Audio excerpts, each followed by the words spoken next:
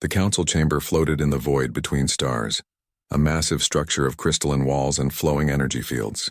Inside, representatives from 47 different species sat in their designated sections, their forms ranging from the elegant Velkari with their 6 arms and flowing robes to the collective consciousness of the Zunda displayed through their crystalline avatars. Ambassador Krelix of the Velkari stood at the center podium, his primary arms raised in the traditional gesture of grave concern. His skin shifted through colors of deep purple and red, reflecting his agitation.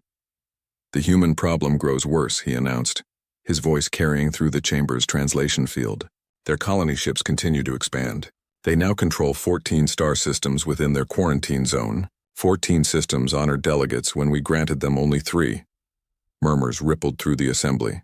A harmonic representative, its body a cluster of singing crystals, chimed in with a sound like breaking glass. "They breed too quickly. Their population doubles every few decades. This is not natural. This is not civilized." Krelix nodded, his middle arms gesturing to activate a holographic display. Images appeared in the air above the delegates, showing human vessels, human cities, human faces. "Let us not forget why we established the quarantine 50 cycles ago." The hologram shifted, showing archived footage from humanity's first contact with the galactic community. A human colony ship, primitive by galactic standards but functional, drifted through space near a trade route. A Velkari merchant convoy had detected the ship and moved to intercept, their intentions peaceful, their greeting protocols standard, but the translation matrices had malfunctioned. The humans had received only garbled noise when the Velkari ships had moved closer, using their tractor beams to stabilize the human vessel for docking. The humans had interpreted it as an attack.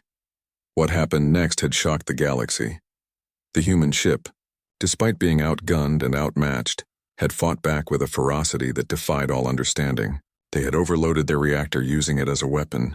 They had vented their atmosphere to create thrust for ramming maneuvers. They had even donned primitive pressure suits and crossed the void between ships with nothing but magnetic boots and chemical propellant packs, forcing their way onto the Velkari vessels. 3 Velkari ships had been destroyed. Hundreds had died, all because of a misunderstanding and the humans' immediate assumption of hostile intent.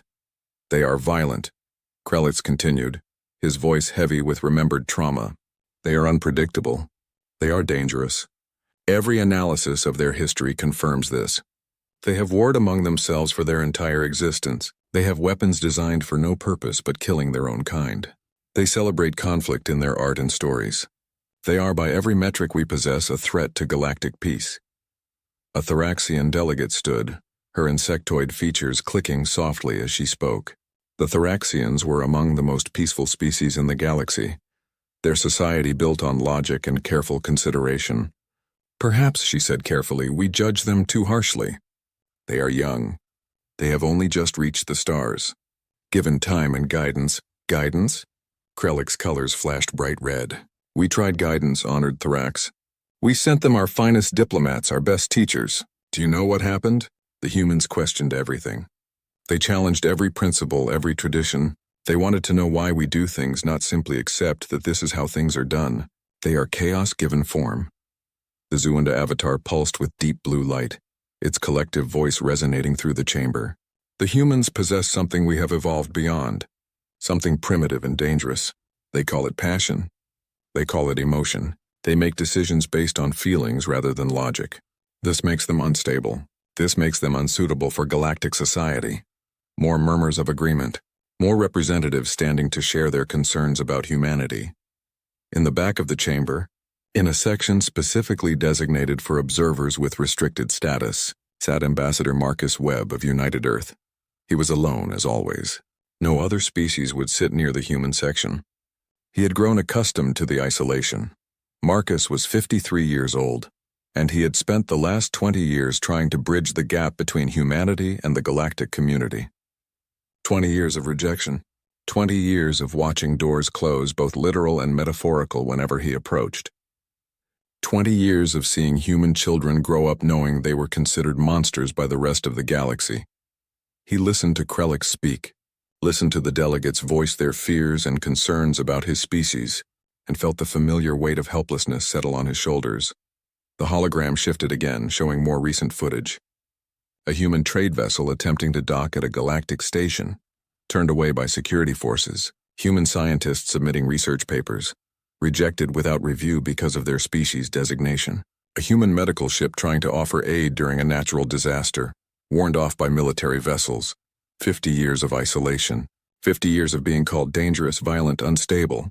50 years of humanity trying to prove they could be civilized only to be judged not by their actions, but by their nature. Krelix gestured dramatically. They even form emotional attachments to their machines, their dwellings, their companion animals. They weep over fictional stories. They risk their lives for strangers. This is not rational behavior. This is not how civilized beings conduct themselves. Marcus wanted to stand, wanted to shout that emotion wasn't weakness, that passion wasn't instability, that caring about things beyond pure logic was what made life worth living. But he knew it would accomplish nothing. He had tried before. His words always fell on deaf ears. The Velkari ambassador called for a vote on extending the quarantine zone, pushing humanity's allowed territory back by 3 more systems. The motion would pass. They always passed. Marcus rose from his seat and walked toward the exit. No one stopped him. No one ever stopped him. He was irrelevant to their proceedings, allowed to observe but never to truly participate. As the door sealed behind him, cutting off the sound of the continuing debate, Marcus made his way through the empty corridors toward the docking bay where his small shuttle waited. The station was beautiful, he had to admit. Graceful architecture that seemed to grow organically rather than being built. Soft lighting that adapted to each species' visual preferences. Everything clean, efficient, perfect, and utterly lonely. He passed a viewing port and stopped, looking out at the stars. Somewhere out there beyond the quarantine zone was Earth. Humanity's birthplace, now a prison of sorts. Oh, humans could leave if they wished, but they would find no welcome in the galaxy beyond. No trade, no diplomacy, no friendship. His communicator chimed. A message from his daughter, Sarah. She was a commander in the Colonial Defense Fleet now, stationed at the edge of human space. The message was brief. Dad, stop trying so hard. They're never going to accept us. Maybe it's time we accepted that and moved on. Marcus closed his eyes. Sarah had been 5 years old during the first contact incident. She barely remembered Earth before the quarantine. She had grown up in this reality. Grown up knowing that humanity was alone in a crowded galaxy. Maybe she was right. Maybe it was time to stop trying.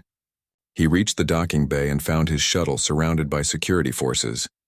A harmonic official approached, its crystalline structure resonating with officious tones. Ambassador Webb, there has been a complaint filed regarding your vessel's presence.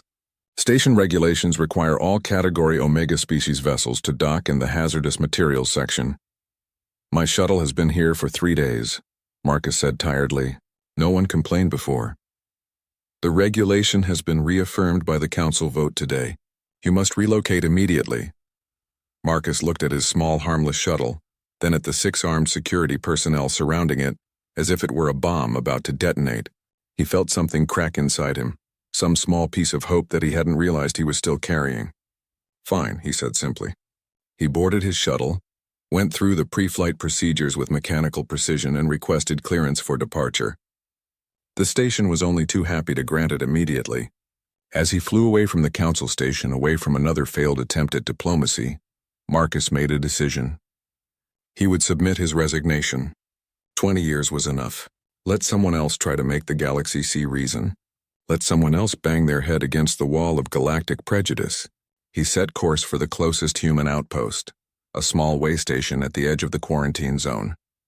It would take 3 days to reach it. 3 days alone with his thoughts and his failures. On the second day, as he drifted through empty space, his console chirped with an incoming transmission. He almost ignored it, assuming it was official notice of another restriction, another limitation on where humans could go and what they could do. But the transmission was flagged as priority emergency broadcast, all frequencies, no encryption. Marcus opened the channel and heard something that chilled his blood. It was a child's voice, young and terrified, speaking in the Thraxian language. The translation came through clearly. Please, someone help us, anyone. They're killing everyone. Our ships are burning. Our cities are falling. The council fleets tried to stop them, but they're not strong enough. Please, we're dying. If anyone can hear this, if anyone has mercy, please help us. We don't want to die, please. The transmission repeated the same desperate plea over and over. Marcus pulled up his navigation charts and located the Thraxian home system. It was 2 weeks away at his shuttle's best speed, far beyond the quarantine zone in a peaceful sector of the galaxy that hadn't seen conflict in centuries. He accessed the galactic news feeds and found them filled with scattered, panicked reports. Something had attacked the Thraxian colonies. Something ancient and terrible. The Galactic Council had dispatched fleets, but they were being destroyed. The Velkari military, the Harmonic Defensive Forces, even the Zuunda Collective Consciousness pilots. None of them could stop whatever was devastating the Thraxian worlds. Marcus listened to the child's plea again, heard the raw terror in that young voice, and felt something stir in his chest. Not hope, not exactly. Something older than hope, something more fundamental. The Thraxians had voted for every single restriction on humanity. They had been among the loudest voices calling for the quarantine zone to be expanded. They feared humans as much as any species in the galaxy. But they were dying, and they were asking for help.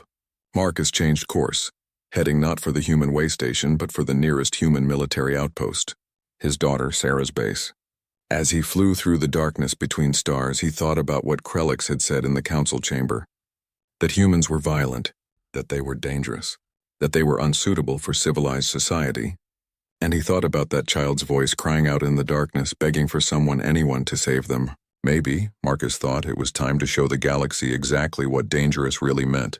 Maybe it was time to stop trying to prove humanity could be civilized and start proving that humanity could be useful. Maybe it was time to stop being ashamed of what humans were and start using it for something good. The shuttle's engines hummed as he pushed them to maximum speed, racing toward human space. Racing toward a decision that would change everything. Behind him, the child's transmission continued to broadcast into the void. A desperate prayer cast to an uncaring universe. But Marcus Webb had heard it, and he was carrying it home.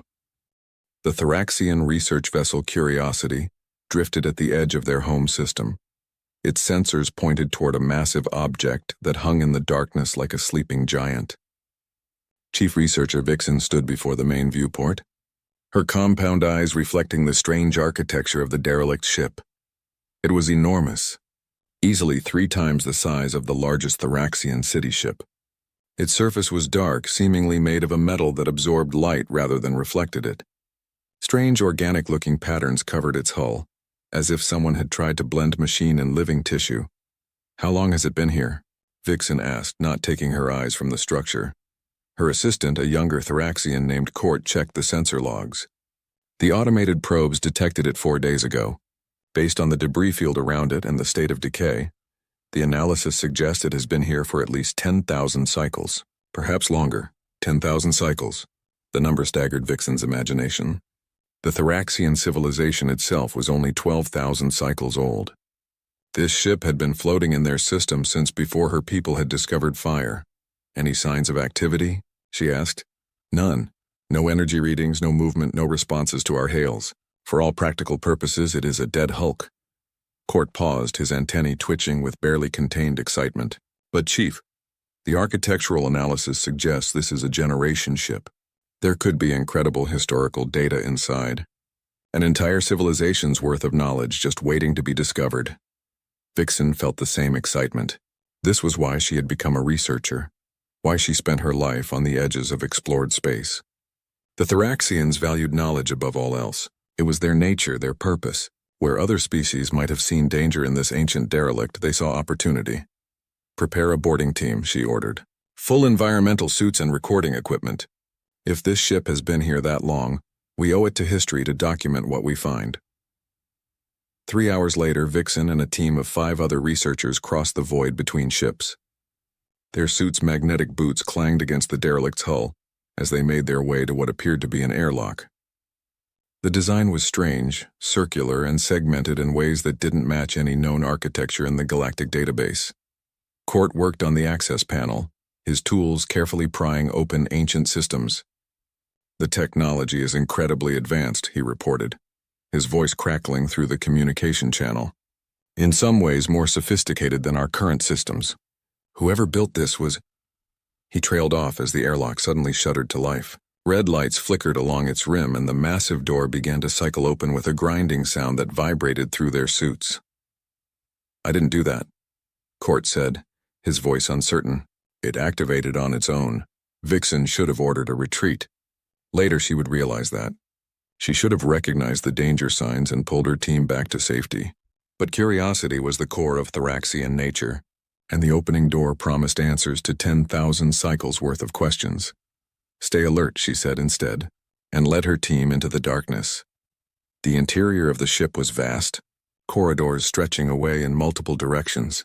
The same organic patterns covered the walls, and as Vixen's light swept across them, she realized with growing unease that they looked less like decorations and more like veins. Like the ship itself was a living thing, they moved deeper into the structure, recording everything. Empty chambers that might have been living quarters or storage bays. Massive rooms filled with technology they couldn't begin to understand. And everywhere those vein-like patterns, pulsing very faintly with a sickly green light. "Chief," one of the other researchers called out. "You need to see this." Vixen made her way to where the researcher stood before a large chamber. Inside, arranged in perfect rows, were thousands of pod-like structures. Each one was roughly the size of a Thraxian, and each one contained something. She approached the nearest pod and shone her light inside. What she saw made her breath catch in her throat. It was a creature, but not like any she had ever seen. It had a body that seemed to be part insect, part machine, part something else entirely. Its carapace gleamed with metallic sheen, and tubes ran from its body into the pod's walls. Its eyes, dozens of them, were closed. Sleeping. "Chief, these readings." Court's voice was shaking. "These things are alive. All of them. Thousands of them in some kind of suspended animation. And Chief, the pods are starting to warm up." Vixen felt cold fear wash over her. "We need to leave. Now." But as she said it, the nearest pod cracked open with a hiss of ancient air. The creature inside stirred, its eyes opening one by one. They were black and hungry and utterly devoid of anything Vixen would call consciousness or mercy. "Run," she screamed. The team scattered, racing back toward the airlock. Behind them, more pods began to crack open. The ship, which had been silent and dead, suddenly thrummed with terrible life. Lights flickered on throughout its corridors, red and angry. And from the chambers they were fleeing. Vixen heard a sound that would haunt her nightmares. Clicking. Thousands of creatures waking from their ancient sleep, clicking their mandibles in unison like some horrible machine warming up. 2 of her team didn't make it to the airlock. Vixen heard their screams cut short as the creatures caught them. She and the remaining 3 researchers burst through the airlock and out onto the hull, their magnetic boots barely keeping them attached as they scrambled toward their shuttle. They made it aboard and sealed the door. Vixen's hands shook as she activated the engines and pulled away from the derelict.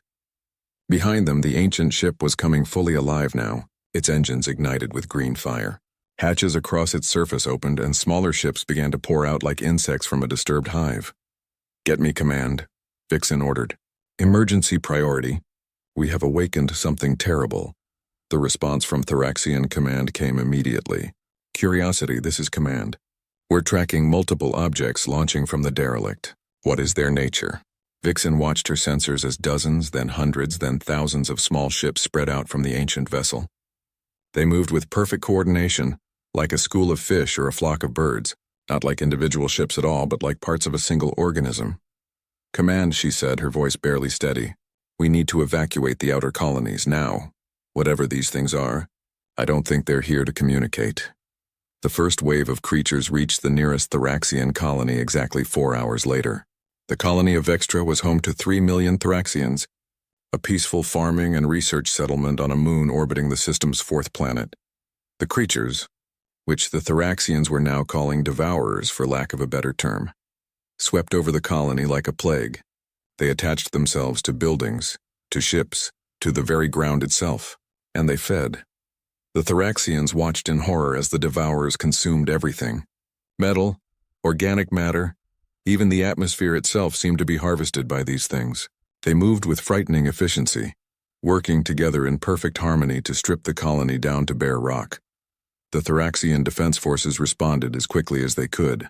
3 military vessels arrived at Vextra within 6 hours of the attacks beginning. But the Thraxians, like most galactic species, hadn't fought a real war in centuries. Their weapons were designed for policing, for defense against pirates and smugglers, not for large-scale warfare. The devourers overwhelmed them in minutes. The military vessels tried to retreat, but the swarm pursued. The creatures' ships moved faster than anything in the galactic database. They attacked not with weapons, but with themselves, latching onto the Thraxian vessels and literally eating through their hulls. One ship made it back to the homeworld. Only one out of 3. Its hull was pitted and scarred, its crew traumatized and desperate. The Thraxian Council convened immediately and sent out a call for help to the Galactic Assembly. This was beyond them. They needed support, needed the combined might of galactic civilization to face this threat. The Velkari were the first to respond. They sent a battle fleet of 20 ships, their finest military vessels crewed by their most experienced officers. The fleet arrived at the Thraxian system in 3 days and moved to engage the Devourers, who had by then consumed 2 more colonies and were spreading throughout the system. The battle was brief and catastrophic. The Velkari weapons couldn't penetrate the Devourers' adaptive shielding. Every time they found a frequency that worked, the creatures adjusted, evolved, overcame. The Velkari ships, designed for elegance and efficiency, couldn't withstand the brutal physical assault of thousands of Devourer craft, literally chewing through their hulls. 15 Velkari ships were destroyed. The remaining 5 retreated, their proud commanders forced to admit defeat. The Harmonics sent their defensive forces next. The crystalline beings created elaborate trap fields and defensive perimeters, using advanced mathematics and physics to create killing zones that should have annihilated any attacker. The Devourers adapted, learned, evolved. Within hours, they were moving through the trap fields as if they didn't exist. The Zuunda sent their collective consciousness pilots, beings who could react faster than any individual because they thought as one. But the Devourers thought as one too, and they had been doing it for millions of years. They outmaneuvered, outthought, and overwhelmed the Zuunda forces. One by one, the Thraxian colonies fell. Millions died, those who could evacuated to the homeworld. But everyone knew it was only a matter of time before the Devourers reached the planet itself. In the capital city of Thrax Prime, in a bunker deep beneath the surface, a young Thraxian named Silva sat with her mother. Silva was only 8 cycles old, barely old enough to understand what was happening. She knew that bad things were attacking her world. She knew that people were dying. She knew that her mother was scared, even though she tried to hide it. The bunker shook as explosions rumbled somewhere above. The Devourers had reached the homeworld. The planet's defense grid was holding them off, but not for much longer. Silva's mother held her close, antennae wrapped protectively around her daughter. "It will be okay," she whispered. "The Council will save us. They have to." But Silva could hear the doubt in her mother's voice. In the command center 3 levels above them, the Thraxian military leaders watched their screens with growing despair. The Devourers were everywhere now, a swarm of millions spreading across their system like a cancer. Every colony was gone, every defensive platform destroyed. In a matter of days, this ancient horror had undone thousands of years of Thraxian civilization. "We need to send out a final message," Commander Tixal said quietly. His compound eyes were dim with exhaustion and grief. "We need to tell the galaxy what happened here, what these things are, so that if they spread beyond our system, others will have warning." "And a call for help?" his second asked. "Should we not beg one more time for aid?" Tixal's antennae drooped. "Who is left to ask? The Council forces have all retreated. No species has weapons capable of stopping these things. We are alone." But his second's antennae suddenly perked up. "Not all species," he said slowly. "There is one we haven't asked. One that the Council keeps in quarantine because they are too dangerous." Tixal understood immediately. The humans. "They are violent, unpredictable. They specialize in warfare. If anyone in the galaxy knows how to fight..." He trailed off, letting the implication hang in the air. Tixal felt a chill run through his body. To ask the humans for help meant admitting that civilization had failed. It meant turning to the very species they had all feared and rejected. It meant showing weakness to beings that the galaxy considered barbaric. But his people were dying. His world was burning. And pride was a luxury he could no longer afford. "Send a message to human space," he ordered. "Tell them what is happening. Tell them we need help." "And if they refuse?" his second asked. "We have not been kind to them. We voted for their quarantine. We called them dangerous. Why would they help us?" Tixal had no answer to that. In her bunker, young Silva pulled away from her mother and walked to the communication terminal on the wall. It was set to emergency broadcast. able to send messages across all frequencies. Her mother tried to stop her, but Silva pushed her hands away. She pressed the transmit button and spoke, her young voice clear despite her fear. "Please, someone help us, anyone. They're killing everyone. Our ships are burning. Our cities are falling. The Council fleets tried to stop them, but they're not strong enough. Please, we're dying. If anyone can hear this, if anyone has mercy, please help us. We don't want to die, please." She released the button and looked at her mother with large, terrified eyes. "Will anyone come?" she asked. Her mother pulled her close again, holding her daughter as the world shook around them. "I don't know, little one. I don't know." The message broadcast out into space carried on all frequencies, reaching across the galaxy, and somewhere, in the darkness beyond the quarantine zone, someone heard it. Commander Sarah Chen stood in the briefing room of Defense Station Olympus, watching the transmission play for the 14th time. The Thraxian child's voice filled the room, desperate and young and terrified. Each time she heard it, something twisted in her chest. Around the long conference table sat the leaders of the United Earth Defense Force and representatives from the major colony worlds. Admiral Marcus Webb, Sarah's father, sat at the head of the table, his face carved from stone. He had brought this message home. He had forced them all to listen. "That's enough," Admiral Zhang said, raising a hand. The playback stopped, leaving silence in its wake. Zhang was old, older than most in the room, and he had been there during first contact. He had watched friends die because the galaxy misunderstood humanity's attempt at self-defense. "We've all heard it. The question is, what do we do about it?" "Nothing," Colonel Briggs said flatly. The scarred veteran leaned back in his chair, arms crossed. "We do nothing. They made their choice when they quarantined us, when they called us monsters and locked us away from the rest of the galaxy. Now they're paying the price for forgetting how to fight." Several voices rose in agreement. Sarah watched her father's face and saw pain there, but also understanding. These were people who had suffered under the galactic community's prejudice. They had earned their anger. "They voted for every restriction against us," Commander Okafor added, his voice bitter. "The Thraxians specifically. They were among the loudest voices calling us dangerous. And now they want our help? Because we are dangerous," Sarah heard herself say. All eyes turned to her. She stood from her seat, placing her hands on the table. "They were right about us. We are dangerous. We are violent. We have been fighting each other since we lived in caves. We have more words for warfare than most species have for love." She paused, meeting each person's gaze. "But maybe they were only half right about what that means." "Commander Chen," Admiral Zhang said carefully, "what are you suggesting?" "I'm suggesting that being dangerous isn't the same as being evil. I'm suggesting that violence isn't the same as cruelty. I'm suggesting that maybe the reason we're so good at warfare is because we needed to be, and maybe now someone else needs us to be." Briggs snorted. "You want to save them? After everything?" "I want to use what we are for something good," Sarah said. She gestured to the blank screen where the transmission had played.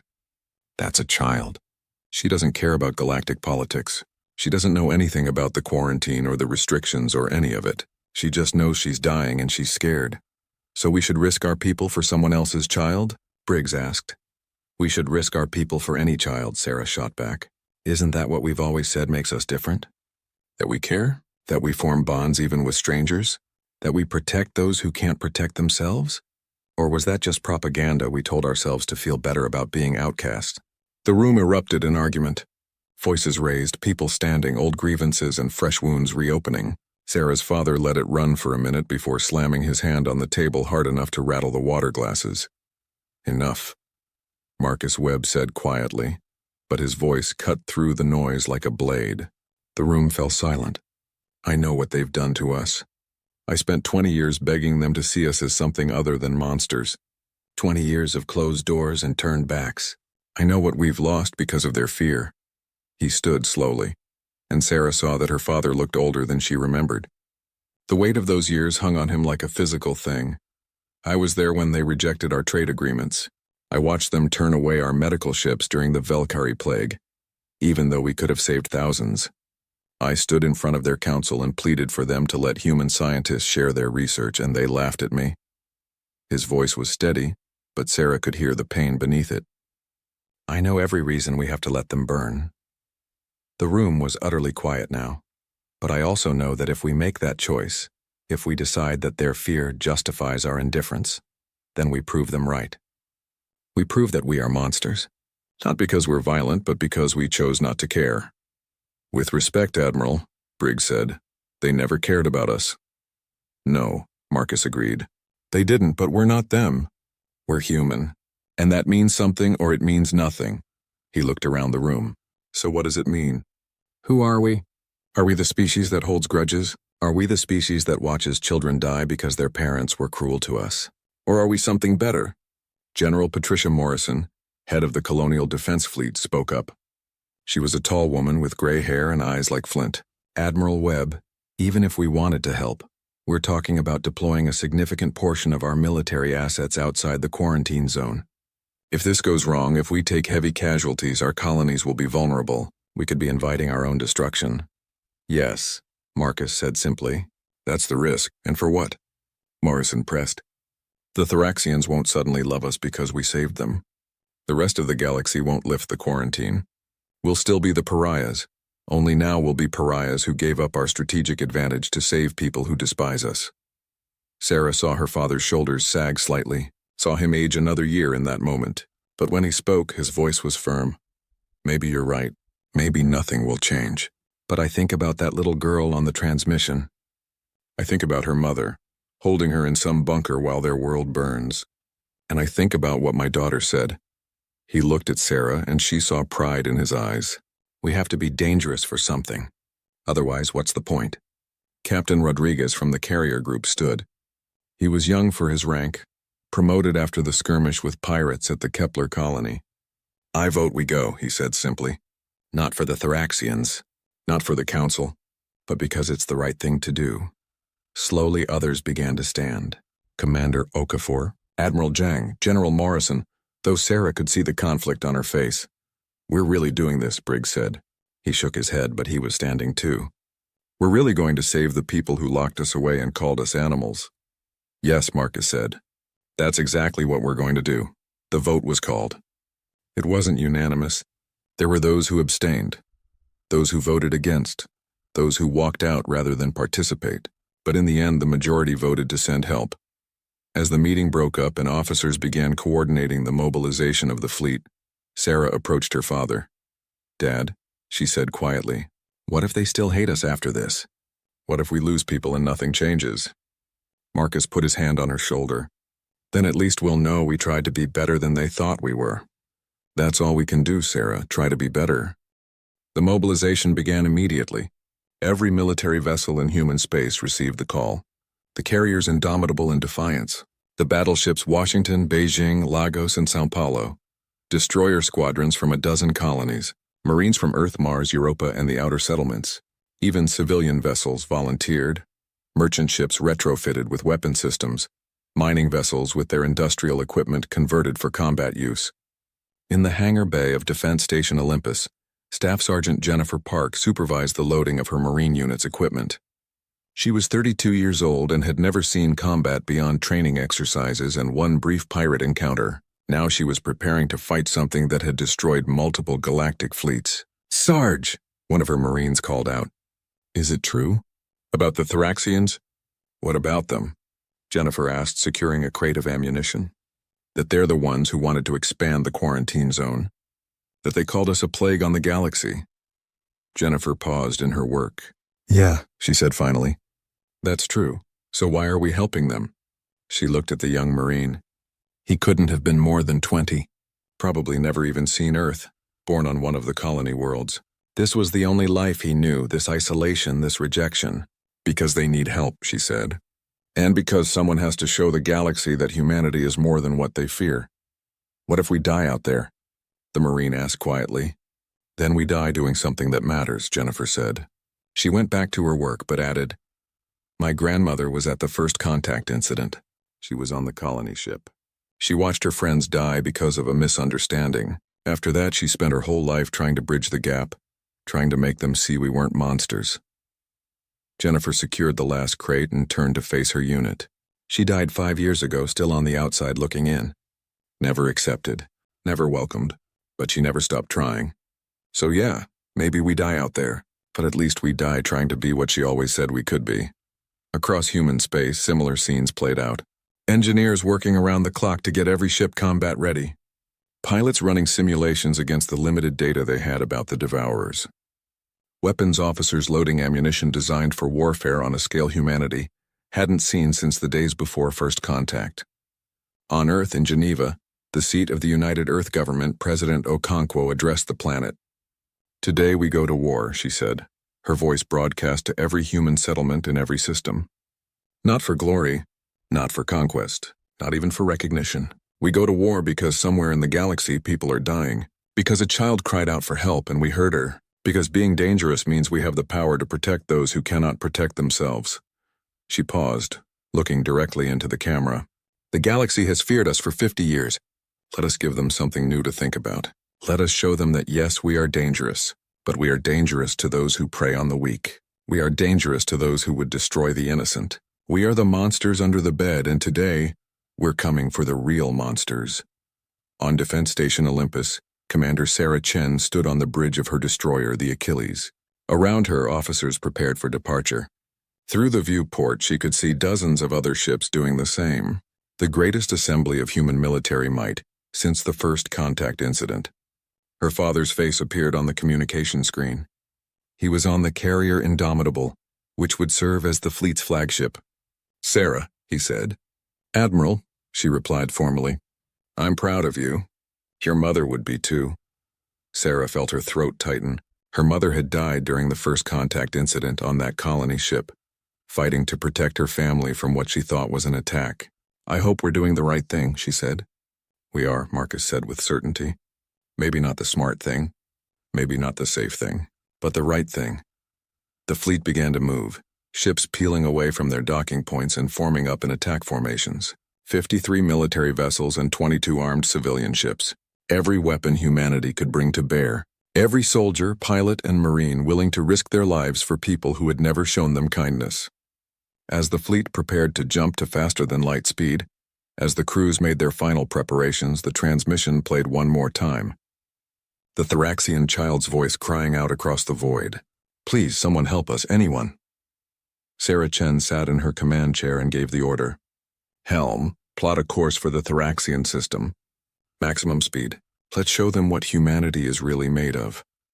The fleet jumped, disappearing into the spaces between spaces, racing toward a war that would define them, racing toward their answer to that child's plea, racing toward the day when the galaxy would learn that humanity was indeed dangerous, just not in the way they thought. The human fleet dropped out of faster-than-light travel at the edge of the Thraxian system, and what they saw made even the most hardened veterans pause. 3 planets were burning. Not figuratively, but literally aflame, their atmospheres ignited by whatever the Devourers were doing to them. The space between planets was thick with debris, wrecked ships from multiple species, and clouds of what sensors identified as organic and metallic particles. The Devourers had been here for 2 weeks, and they had already reduced a thriving civilization to ruins. On the bridge of the Indomitable, Admiral Marcus Webb studied the tactical display with a grim expression. "Get me a count," he ordered. "Sir," the tactical officer reported, her voice tight. "Sensors are reading approximately 14 million individual Devourer ships. They're clustered around the homeworld. The galactic forces remaining are down to 17 vessels, all heavily damaged. They're in a defensive formation around what looks like the last evacuation convoy. 14 million. The number was staggering. The entire human fleet numbered 75 ships. "Sir, we're being hailed," communications reported.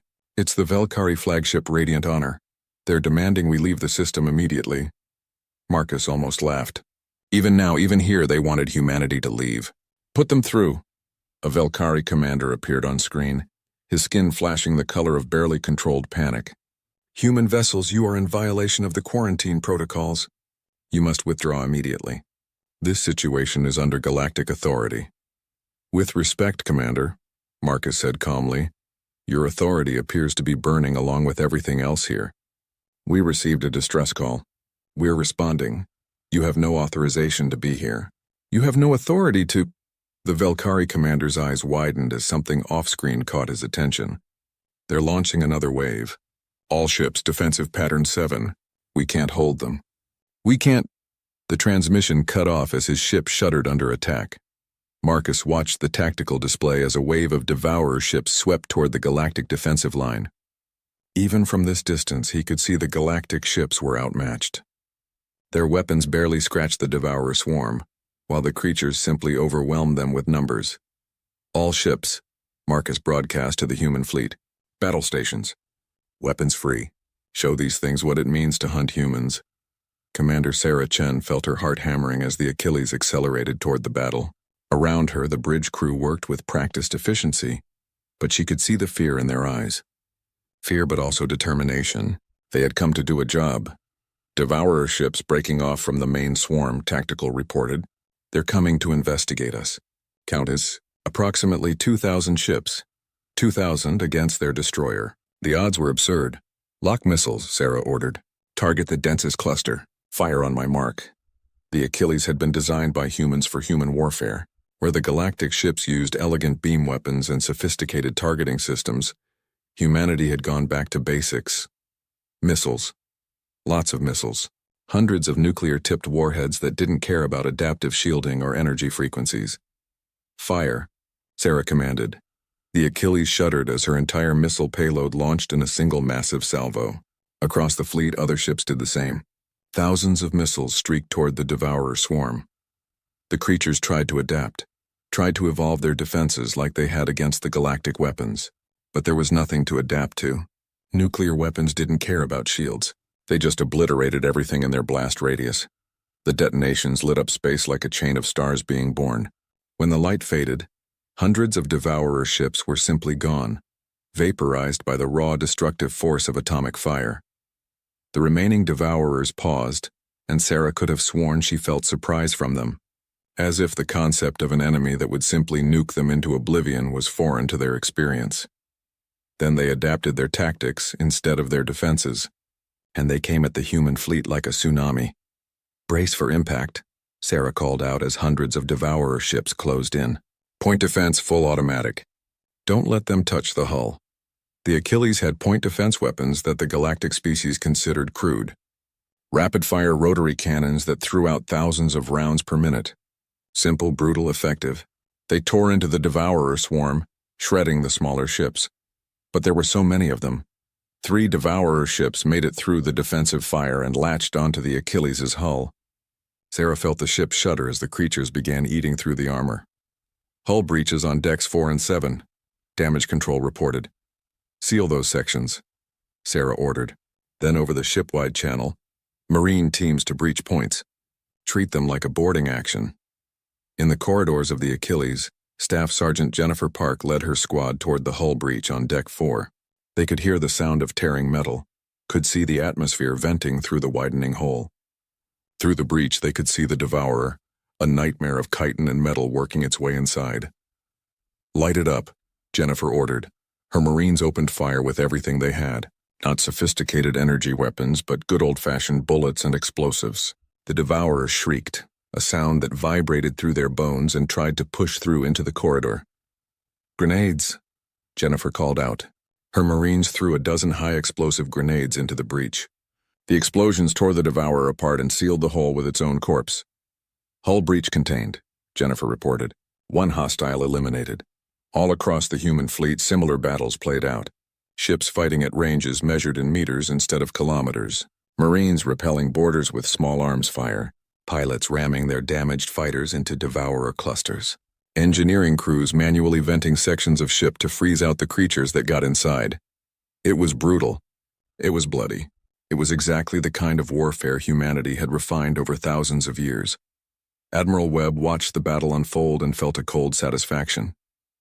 The Devourers were adaptable, intelligent, and terrifying, but they had never fought humans before. They had never fought a species that specialized in warfare, that studied it, that treated it as both an art and a science. Sir, the Velkari flagship is hailing again, communications reported. The same commander appeared, but his expression was different now. Not hostile, but desperate. Human Admiral, they're breaking through our lines. The evacuation convoy is exposed. If you have any more of those weapons, now would be the time. Marcus nodded. Commander, pull your ships back. We're going to do something your species considers barbaric. He switched to fleet-wide channel. All ships converge on the evacuation convoy. Form a defensive sphere. Once in position, activate the Hawking protocol. Sarah Chen felt ice run through her veins when she heard those words. The Hawking Protocol was humanity's most devastating weapon, and they had never used it in combat. Never had a reason to until now. You heard the Admiral, she told her crew. Take us into position, and somebody tell engineering to start praying. The human fleet formed up around the Thraxian evacuation convoy, a protective shell of warships surrounding the civilian vessels. The Devourers, sensing an easy target, converged on them in a massive swarm. Millions of ships forming a cloud that blocked out the stars. All ships report ready, Tactical announced. Marcus Webb took a deep breath. Activate the Hawking Protocol. Every human ship simultaneously overloaded their faster-than-light drives while still in normal space. It was suicide, technically.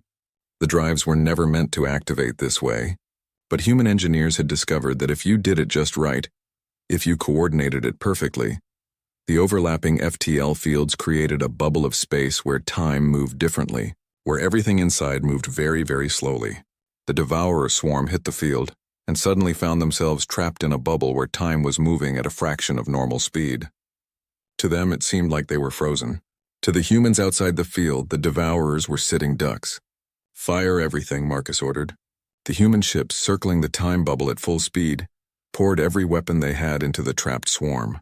Missiles, railguns, lasers, even some experimental weapons that most galactic species considered too unstable to use. Everything. The Devourers tried to escape, but moving through the time field required more energy than they had. They were trapped, being systematically destroyed by an enemy they couldn't reach. It lasted 5 minutes. 5 minutes of continuous bombardment. When the human ships finally exhausted their ammunition and shut down the Hawking Protocol, the Devourer swarm that had numbered in the millions was reduced to scattered thousands. The remaining Devourers pulled back, regrouping around their mothership. The ancient derelict that the Thraxians had awakened was still there, still functioning, still producing more Devourers to replace those lost. But the immediate threat to the evacuation convoy was over. Sarah Chen slumped in her command chair, exhausted. Around her, the bridge crew were checking systems, counting casualties, assessing damage. The Achilles had taken a beating. They all had. Casualty reports coming in, her XO said quietly. 15 ships heavily damaged. 3 destroyers lost with all hands. Estimated total casualties at 4,000. 4,000 dead. Sarah closed her eyes. 4,000 humans who had volunteered to save people who had called them monsters. Admiral Webb is hailing all ships, communications reported. Marcus's face appeared on screen. He looked as exhausted as Sarah felt, but his voice was strong. All vessels, status report. Can we continue the fight? One by one, the ships reported in. Damaged, depleted, exhausted, but functional. They could fight. The mothership is still producing more Devourers, Marcus said. If we don't destroy it, this continues forever. They'll rebuild their swarm and start again. We need to take it down. Sir, Captain Rodriguez of the carrier group said. That ship is massive. We've expended most of our heavy ordnance. We don't have the firepower to crack it. Marcus was quiet for a moment. Then he said, we don't need to crack it. We just need to get inside it and blow it apart from within. I'm calling for volunteers. 1 ship skeleton crew. We ram the mothership, fight our way to its core, and detonate our reactor. Whoever goes won't be coming back. The fleet channel was silent. Then Sarah Chen spoke. Achilles volunteers, sir. We've already taken heavy damage. Might as well make it count. Negative, Commander, Marcus said. The Indomitable will make the run. I'm not sending anyone anywhere I wouldn't go myself. Dad, no, Sarah started. Sarah, that's an order, Marcus said gently. Besides, someone needs to make sure the convoy gets home safely. The Achilles is still combat capable. The Indomitable has structural damage to her FTL drive. We can't jump to safety anyway. He smiled, and Sarah saw her father as she remembered him from childhood. Strong and steady and brave. Make sure they know what we did here. Make sure the galaxy understands that humanity answered the call. Tears streamed down Sarah's face, but she saluted. Yes, sir. The Indomitable broke formation and accelerated toward the mothership. On board, Admiral Marcus Webb walked through corridors that were more patched than original hull, past damage control teams and exhausted crew members, making his way to the bridge. He had ordered all non-essential personnel to evacuate to other ships. Most had refused. They had come this far together. They would finish it together. The mothership's defenses opened fire, but the Indomitable didn't even try to dodge. She took the hits, armor ablating away, compartments venting to space, but she kept coming. Like a missile. Like a bullet. Like human stubbornness made manifest. "All hands," Marcus said over the ship-wide channel. "Brace for impact. It's been an honor serving with you." The Indomitable slammed into the mothership's hull at full speed. The impact drove her deep into the structure, crumpling her bow, killing dozens in an instant. But it also breached the mothership's interior, creating a wound that wouldn't heal. Marcus pulled himself out of his command chair, tasting blood. Around him, the bridge was a wreck, but the reactor was still intact. That was all that mattered. He made his way to engineering, joining the skeleton crew that had stayed behind. Together, they began the process of overloading the reactor while devourers poured into the breached sections of ship, trying to stop them. Marines held the corridors, fighting and dying to buy time. Engineers worked with hands that shook from exhaustion, routing power, bypassing safeties, pushing the reactor past every safety limit. Marcus helped where he could, but mostly he stood and watched his crew work. These were humans, violent, dangerous, emotional humans, and they were dying to save people who had never seen their worth. "Reactor critical," the chief engineer reported. "We have 60 seconds. All personnel evacuate," Marcus ordered. "Get to the escape pods." "That's an order." No one moved. "Sir," the chief engineer said. "With respect, we all volunteered for this. We knew what it meant. We're seeing it through." Marcus felt his throat tighten. He wanted to order them to save themselves. But he understood. They had made their choice. "Then let's finish this together," he said. The reactor reached critical mass and detonated. The explosion tore through the mothership's core, destroying its central systems, its production facilities, its ancient sleeping mind. The blast propagated through the entire massive structure, and within seconds the ship that had spawned millions of devourers was breaking apart. The remaining devourer swarm, suddenly cut off from their controlling intelligence, went dormant, just stopped floating in space like puppets with cut strings. In the Achilles, Sarah Chen watched her father's ship disappear in a flash of light that briefly outshone the burning planets. She didn't realize she was screaming until her XO put a hand on her shoulder. "Commander," he said quietly, "the convoy is ready to jump to safety. They're waiting for our escort." Sarah wiped her eyes and straightened in her chair. Her father had given her an order. She would follow it. "All ships," she said, her voice steady despite everything. "Form up on the convoy. Let's bring these people home." The human fleet, battered and bloodied but victorious, began the long journey back to Thraxian space with the survivors they had saved. Behind them, the devourers floated silent and dead in the darkness. The monsters had been defeated by monsters of a different kind. The human fleet limped into Thraxian space 3 days after the battle. They had lost 18 ships total, including the Indomitable. Casualty counts put the dead at over 6,000, with twice that many wounded. Every surviving ship bore scars, patched hull breaches, jury-rigged systems barely holding together. But behind them came the evacuation convoy. 200 Thraxian civilian ships carrying 3 million survivors. 3 million people who would have died if humanity hadn't answered their call. Commander Sarah Chen stood on the bridge of the Achilles, watching as they approached the Thraxian homeworld. Or what was left of it. The devourers had reached the surface before the human fleet arrived. Whole cities were gone, continents scarred, but the planet itself had survived. That was something. "Commander, we're being hailed by Thraxian Command," her communications officer reported. "They're requesting permission to broadcast your response across all frequencies." "The entire galactic community is watching," Sarah nodded slowly. "The entire galaxy. Watching to see what the dangerous humans would do now that they had proved their worth in blood. Put them through," she said. The face that appeared on screen was Commander Tixall, the Thraxian military leader, who had sent the original call for help. His compound eyes were dim with exhaustion, but he stood straight, formal. "Commander Chen of Earth," he began, his voice carrying through the translation field. "On behalf of the Thraxian people, I must speak words that do not come easily to my species. We were wrong about humanity. We judged you by your nature and not your character. We called you dangerous and locked you away, and when our own danger came, you answered anyway. You lost thousands of your people, saving millions of ours. There is no adequate thanks for this. There is no way to repay such a debt." Sarah felt the weight of his words. She thought about her father, about the indomitable, about all the humans who had died in the darkness between stars. She thought about the years of rejection, of isolation, of being called monsters by the very people who now owed them everything. "Commander Tixall," she said, and her voice was steady. "We didn't come for repayment. We didn't come for recognition. We came because you needed help and we could provide it. That's what we do. That's what we are. But the cost," Tixall said, his antennae drooping. "So many of your people gave their lives for us, for strangers who had shown you nothing but contempt." Sarah was quiet for a moment. When she spoke, she chose her words carefully, knowing that every species in the galaxy was listening. "My father once told me that being dangerous means having the power to hurt people, but being good means choosing not to use that power except to protect those who can't protect themselves. He died proving that. 6,000 humans died proving that." She paused. "So yes, we're dangerous. You were right about that, but you were wrong about what that means. We're not dangerous to those who need help. We're dangerous to those who threaten the helpless." Tixall bowed his head, a gesture of deep respect in Thraxian culture. "The galaxy will hear this. The galaxy will understand." The transmission ended, but Sarah knew her words were already spreading across the galactic networks. Every species, every world hearing humanity explain itself not with pleas for acceptance, but with simple truth.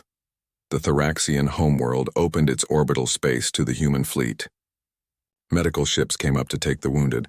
Supply vessels offered food, fuel, and materials for repairs. It was the first time in 50 years that humanity had been welcomed in galactic space. Sarah ordered her crew to accept the help. They needed it.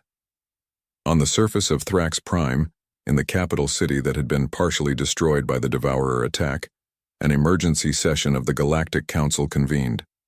Representatives from every species assembled, but this time, there was an empty space at the center of the chamber, a space reserved for humanity. Ambassador Krelix of the Velkari stood at his podium, but his colors were muted, subdued. Gone was the arrogant confidence from before. "I call this session to order," he said quietly. "We gather in the shadow of disaster and salvation. The Thraxian civilization stands because humanity, the species we quarantined and rejected, chose to save them."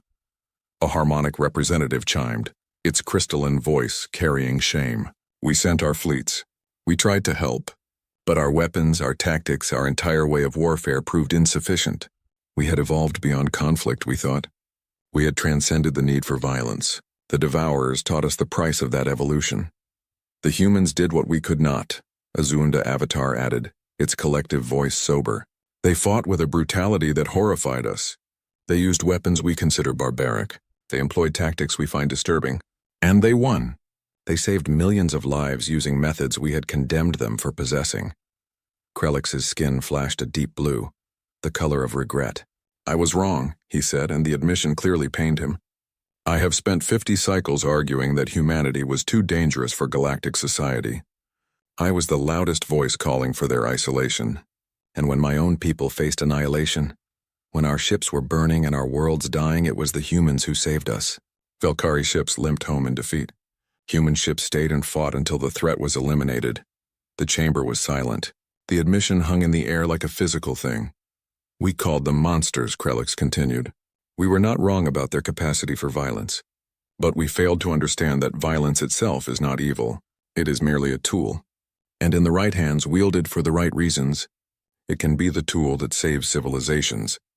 The Thraxian representative, an elder named Vixen who had survived the research vessel that accidentally awoke the Devourers, stood slowly. "I propose," she said, "that the quarantine against humanity be lifted immediately, that all trade restrictions be removed, that humanity be granted full membership in the Galactic Council with all rights and privileges, and that a formal apology be issued for 50 years of unjust treatment." The vote was called. It was unanimous. 3 weeks later, a memorial was unveiled on Thrax Prime. It stood in the center of the rebuilt capital, a towering structure of metal and crystal that caught the light of the system's sun and threw it in rainbow patterns across the plaza. Carved into its base were 6,000 names. Human names. Those who had died saving a species that had called them dangerous. At the top, in letters that could be seen from orbit, was a simple inscription in both human and Thraxian languages. They came when called. They fought when needed. They died so others could live. This is humanity. The dedication ceremony was attended by representatives from every galactic species. They came to pay their respects, to acknowledge their debt, to witness the truth of what humanity had done. Commander Sarah Chen stood at the memorial with what remained of her crew. The Achilles was in dry dock being repaired, but she had come down to the surface for this. She felt she owed it to her father, to all those who hadn't made it home. Young Silva, the Thraxian child whose transmission had started everything, approached Sarah slowly. She was with her mother, both of them survivors of the siege. The child looked up at the memorial, at the thousands of names carved in stone, and then looked at Sarah with large, solemn eyes. "You're Commander Chen," Silva said. "Your father was the admiral. He was on the ship that destroyed the bad things." Sarah felt her throat tighten. "Yes," she managed. "He was. I'm sorry he died," Silva said with the brutal honesty of childhood. "He saved us. All of you saved us. The grown-ups say you were dangerous and that's why you were locked away. But you came anyway." "We did," Sarah said. Silva was quiet for a moment, her antennae twitching the way Thraxian children's did when they were thinking hard about something. "I heard someone say that humans are monsters.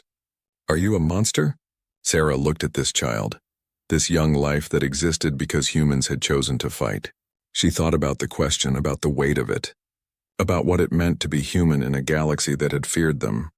"Sometimes," Sarah said finally, "when someone I care about needs a monster on their side." Silva considered this, then reached out and took Sarah's hand in her small, chitinous one. "Thank you for being our monster."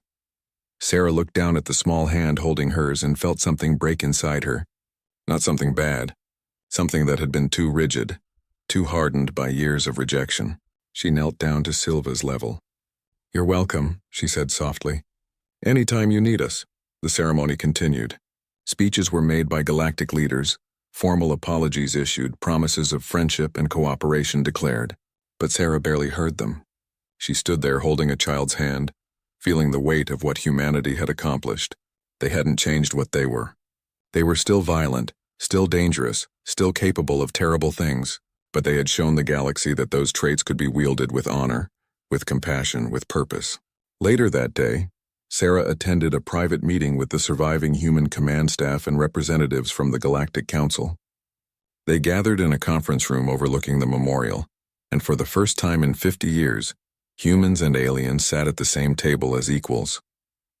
"The Council has voted to establish formal diplomatic relations with humanity," Krelix announced. "We will be opening embassies on Earth and the major colony worlds. Trade agreements are being drafted. Educational exchanges are being proposed. There is much work to be done to repair 50 years of isolation. But there is one thing we must address first," the Velkari added, his colors shifting to a somber purple. "We have spent half a century teaching our children that humans are dangerous, that they are to be feared and avoided. We cannot simply erase that overnight. There will be prejudice. There will be resistance. Some will not forget the fear so easily." "We understand," General Morrison said. She had arrived from Earth to represent the human government. "Trust isn't rebuilt overnight. We don't expect you to suddenly love us because we saved the Thraxians. But we do expect respect," Sarah added quietly. "We've earned that much," Krelix nodded. "You have earned far more than respect, Commander. You have earned our gratitude, our friendship, and our acknowledgement that we were wrong. The question now is, how do we move forward?" The meeting lasted hours. Plans were made, agreements drafted, frameworks established. Humanity would be integrated into galactic society slowly, carefully, with both sides learning to work together. But the foundation had been laid. The Thraxian incident had changed everything. Months passed. The human fleet returned home to a celebration that lasted for weeks. Parades in every major city on Earth and the colonies. Memorials built on every world. The dead honored, the wounded cared for, the survivors celebrated as heroes. But Sarah knew the real change wasn't in the celebrations. It was in the small things. It was in the Velkari trade ship that docked at the Mars orbital station, its captain nervous but willing to do business. It was in the Thraxian students who applied to attend universities on Earth, wanting to learn from the species that had saved them. It was in the joint research projects, the cultural exchanges, the slow building of bridges that had been burned 50 years ago. It was in the children of both species, playing together in parks on colony worlds, not seeing monsters or aliens, but just other kids. 1 year after the battle, Sarah Chen was promoted to admiral and given command of the first Joint Human Galactic Task Force. Its mission was to patrol the outer sectors, protecting the younger species who were just now joining the galactic community, standing ready in case something like the Devourers ever threatened again.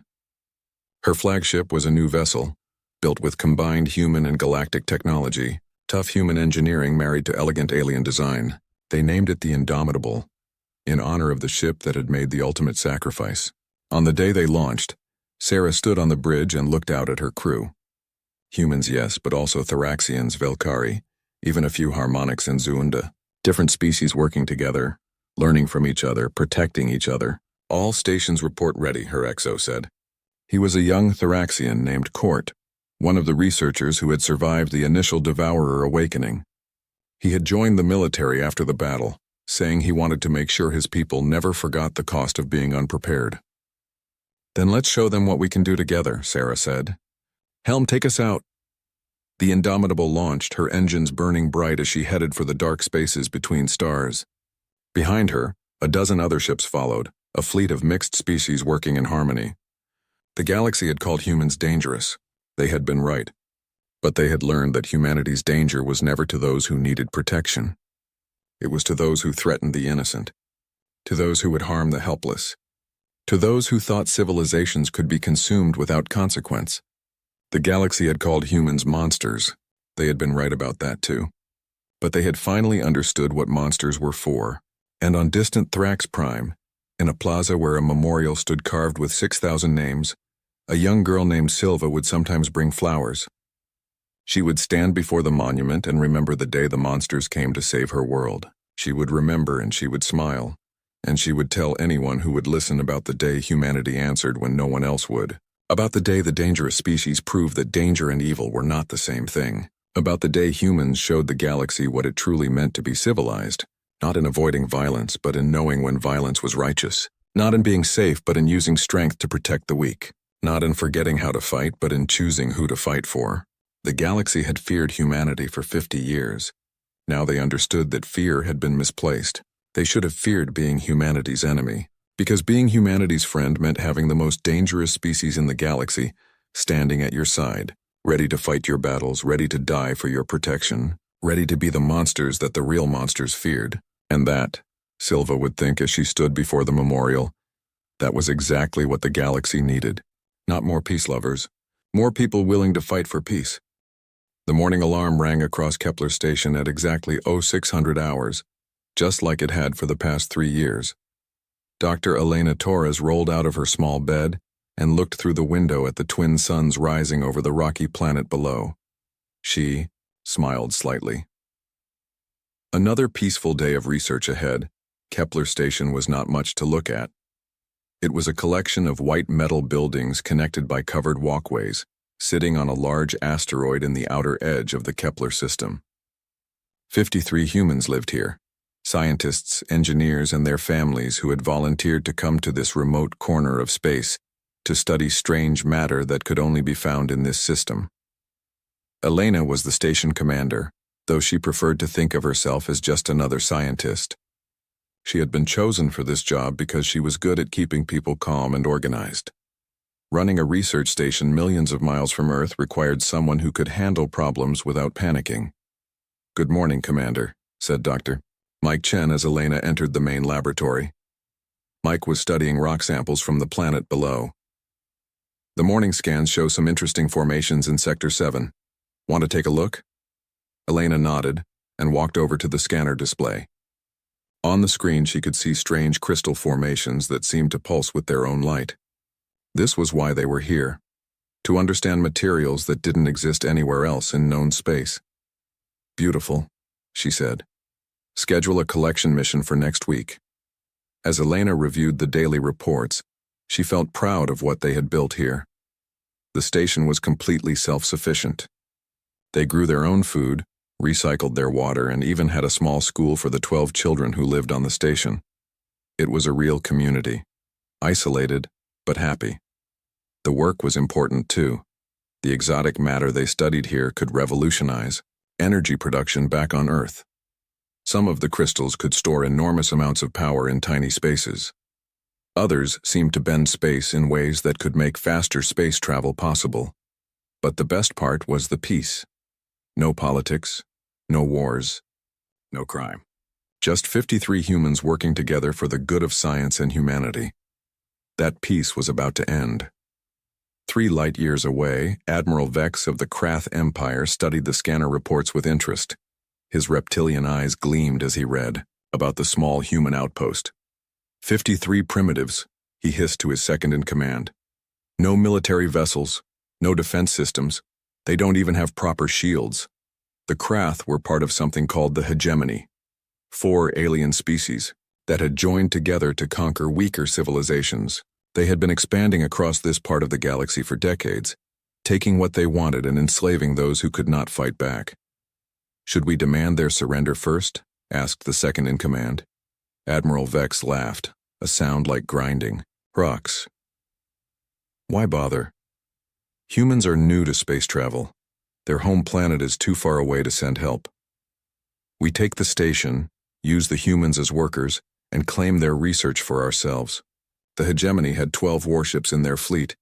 Each ship carried enough firepower to destroy a small moon. Against a tiny research station with no weapons, it would be like using a hammer to kill an ant. Begin the approach, Vex ordered. We attack at dawn. Back on Kepler Station, Elena was having dinner with her team in the main dining hall. The mood was cheerful as always. Dr. Sarah Kim was telling jokes about her experiments with crystal resonance. Engineer Tom Brady was complaining about a broken water recycler. The children were playing a game of zero-gravity tag in the corner. Commander, called out Dr. Lisa Park from the communications station. I'm getting some strange readings on long-range sensors. Looks like 12 objects moving toward our system. Elena set down her fork. Asteroids? No, ma'am. The signatures look artificial. And they're moving too fast and too organized to be natural objects. The dining hall grew quiet. Elena felt a cold weight in her stomach. In 3 years, they had never seen another ship in this system. Red alert, Elena said calmly. All families to the underground labs. All senior staff to the command center. The next few minutes were controlled chaos. Parents gathered their children and headed for the emergency shelters built deep inside the asteroid. The senior staff rushed to their stations and began scanning space for the approaching objects. 12 ships, reported Dr. Park. Large ones, military configuration. They'll be here in 6 hours. Elena's mind raced. Kepler Station had no weapons, no shields, and no way to run. Their only spacecraft was a small shuttle used for supply runs to the planet below. Can we send a message to Earth? She asked. I'm trying, but something is jamming our long-range communications. We can't get a signal out. Elena felt the weight of responsibility on her shoulders. 53 lives depending on her decisions. She had to think fast. Tom, how long would it take to evacuate everyone to the planet? The engineer shook his head. The shuttle can only carry 12 people at a time. We'd need at least 5 trips. That's more time than we have. What about the underground labs? They're well hidden and have their own life support. If someone didn't know exactly where to look, they might not find them. Elena made her decision. All non-essential personnel to the underground shelter. Shut down all power except life support. Maybe they'll think the station is abandoned. But even as she gave the orders, Elena knew it was probably hopeless. If these were hostile aliens with military ships, a hidden shelter would only delay the inevitable. Admiral Vex watched Kepler Station grow larger on his main screen. The human outpost looked even more pathetic up close.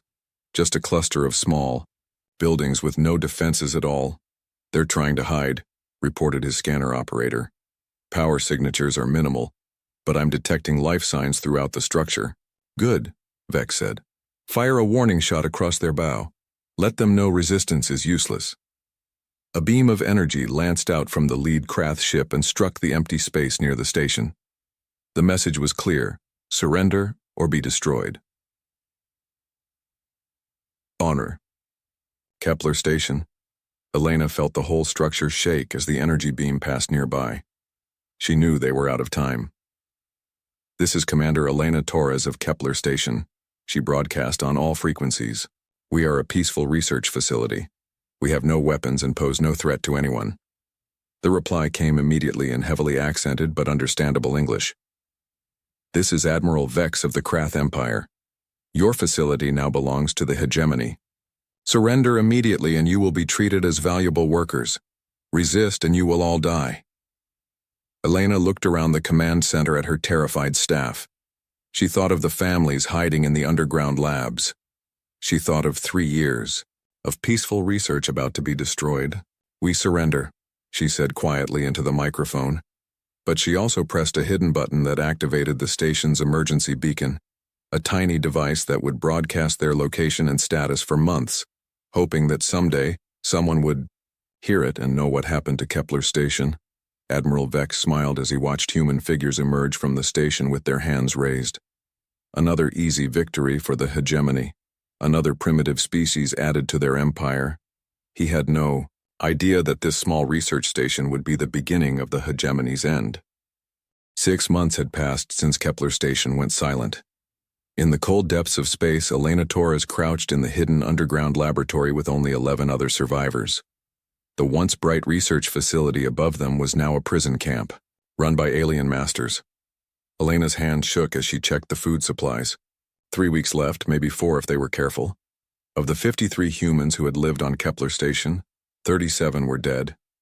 The rest worked as slaves in the mining operation the aliens had built. "Commander," whispered Dr. Mike Chen. His face was thin and dirty. "The Krath guards changed shift.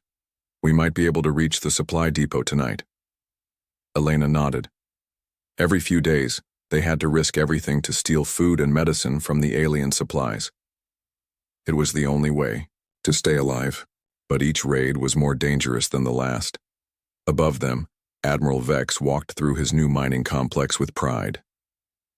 The humans had been useful workers, though many had died from the harsh conditions. The exotic crystals they extracted would make him rich and powerful in the hegemony. "The humans are weaker than expected," he told his officers. "But they learn quickly. The survivors will serve us well." What Admiral Vex did not know was that Elena's emergency beacon was still broadcasting, sending its desperate message across the void of space. On Earth, in the command center of the Terran Defense Force, Admiral Jack Stone stared at the star charts with growing anger. 3 months ago, they had received Elena's beacon, a faint signal carrying news of attack and capture. "Sir," said his aide, Captain Lisa Hayes, "the Council is still debating whether to respond." Stone's jaw tightened. "Debating? 53 of our people are dead or enslaved and they're debating?" The problem was distance. Kepler Station was at the very edge of human space. Earth had only developed faster than light travel 5 years ago, and their ships were still slow, compared to other species. A rescue mission would take months. But Stone had been working on something in secret, something that would change everything. "Captain Hayes," he said quietly, "activate Protocol 7. Hayes's eyes widened. Protocol 7 was humanity's most classified military doctrine. It was simple and terrible. Any attack on human civilians would be met with total war. No mercy, no prisoners, complete destruction of the enemy. "Sir, are you sure? The experimental ship isn't ready for field testing." Stone stood up and walked to the window overlooking the shipyard. There, in the largest construction bay, sat humanity's first true warship, the TDS Retribution. It was black as space itself, covered in weapons and sensors that no human ship had ever carried before. "It'll have to be ready," Stone said. "How long until she can launch?" 2 weeks, sir, but the weapons systems are untested. The quantum drive could tear the ship apart. The stellar siphon array has never been fired at full power." Stone smiled grimly. Other alien species had developed similar technologies over the centuries, but they had rejected them as too dangerous. The quantum drive could open holes in space-time itself, but one mistake would destroy the ship. The stellar siphon could drain energy from a star, but the power levels could overload any normal vessel. Only humans had been crazy enough to build weapons that could kill them as easily as their enemies. "Get me the volunteer list," Stone ordered. Within hours, Stone had more applications than he could count. Every pilot, every gunner, every engineer in the Terran Defense Force wanted to crew the Retribution. They had all heard about Kepler Station. They all wanted revenge. Stone chose Captain Hayes to command the ship. She was young but brilliant, and she had studied every alien species in known space. More importantly, she understood that this mission would be different from anything humans had ever attempted. "Lisa," Stone said as he handed her command codes, "this isn't a rescue mission. By the time you reach Kepler, most of our people will probably be dead. This is a message mission." "What kind of message, sir?" "The kind that makes sure no alien species ever attacks humans again." 2 weeks later, the Retribution launched in complete secrecy. Only a few people in the government knew the ship existed. To the rest of humanity, it was just another research vessel heading to the outer colonies. Captain Hayes stood on the bridge as Earth fell away behind them. Her crew of 200 was the best humanity had to offer. Volunteers who knew they might not return from this mission. "Quantum drive status?" she asked. "Ready, Captain," replied Commander Tom Wilson, her chief engineer.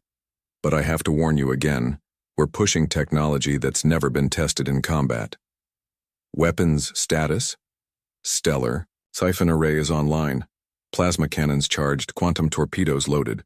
The weapons officer, Lieutenant Sarah Park, looked nervous. "Captain, these weapons could destroy a small moon." Hayes nodded. That was exactly what they needed. The journey to Kepler Station would take 3 months at maximum quantum drive speed. During that time, Hayes drilled her crew relentlessly. They practiced combat maneuvers, weapons targeting, and emergency procedures. Every day brought them closer to a battle that would determine humanity's future in the galaxy. Hayes spent her evenings studying intelligence reports about the hegemony. The Krath Empire was known for its cruelty. They enslaved entire species and strip-mined whole star systems. The other 3 species in the hegemony, the insect-like Vorth, the gas-breathing Nem, and the energy beings called Flux, were equally ruthless. But they had never fought humans before. Back on Kepler Station, Elena led another desperate raid on the alien supply depot.